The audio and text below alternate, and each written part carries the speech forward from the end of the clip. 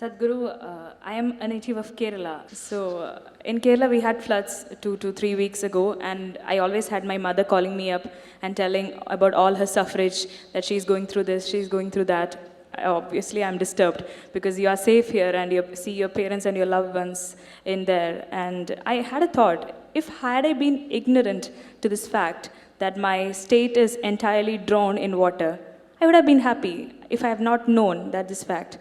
So if ignorance is a bliss, then why do people seek knowledge? Ignorance is bliss like this. You can do one thing. Okay, you can come to Vellangiri Malai. Go up there and there's a cliff, you jump off. It's so wonderful, till you hit the ground. Ignorance is like that. If you jump off, you've never done skydiving? If you jump off an airplane, it's so fantastic, really. Only thing is, if you look down, the damn planet is coming at you at great speed, that's the only problem. Otherwise, falling is very nice till you hit the ground. Ignorance is like that. It'll catch up with you. It'll catch up with you.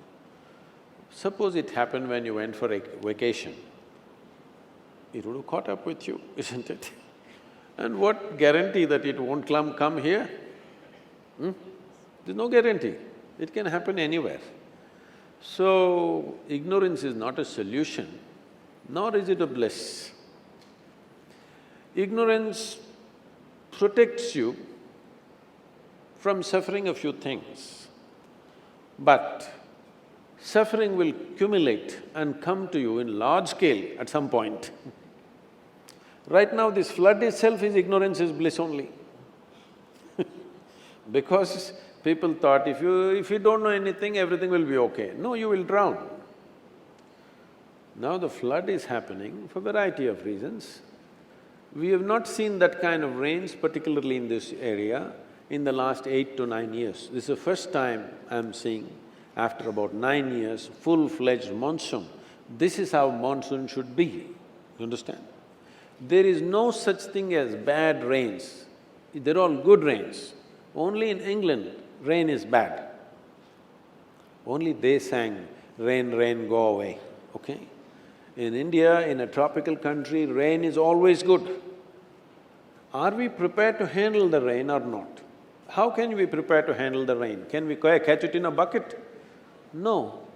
When we live in a monsoon country, when we live in a tropical country, it is a simple thing that we must have a certain level of vegetation to hold the water.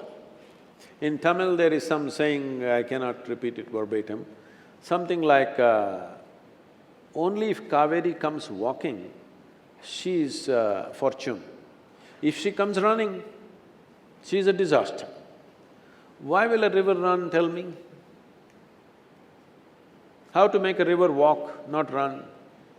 There must be vegetation. If there is substantial vegetation, the catchment areas, when they get it, it will hold and slowly it'll come down to the river. Now there's no vegetation, it's coming straight in. Similar situation happened in Coorg also now. In the last 30 years' time, they've removed 65% of the vegetation in Coorg, which is the catchment area for Kaveri. Now, as a part of this, in collaboration with Karnataka government, we are planting 25 crore trees in the catchment areas of Kaveri. Now, we are fighting for Kaveri between Karnataka and Tamil Nadu, but the problem is this, that vegetation in the catchment areas have been removed, 65% in the last 30 years. At one time, I floated down Kaveri, 163 kilometers over 13 days on just about 6 or 7 bamboos and 4 truck tubes. I just floated down, lived off the river. At that time, how I saw Kaveri, today it is only approximately 40% of it. No wonder you will fight for water. But now when the flood comes, who can hold it?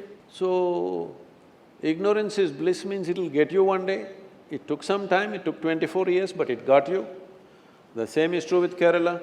In the Ganga banks, in the Ganga basin accounts for 25% of the nation's geography and 33% of India's agriculture. In the last 70 years, we removed 94% of vegetation in the Ganga basin. What is our plan? Ignorance is bliss, is it? Yes, it is. Bliss will get us. Our ignorance may somehow make us escape, but it'll get our children. They will not get away. Next generation will get it.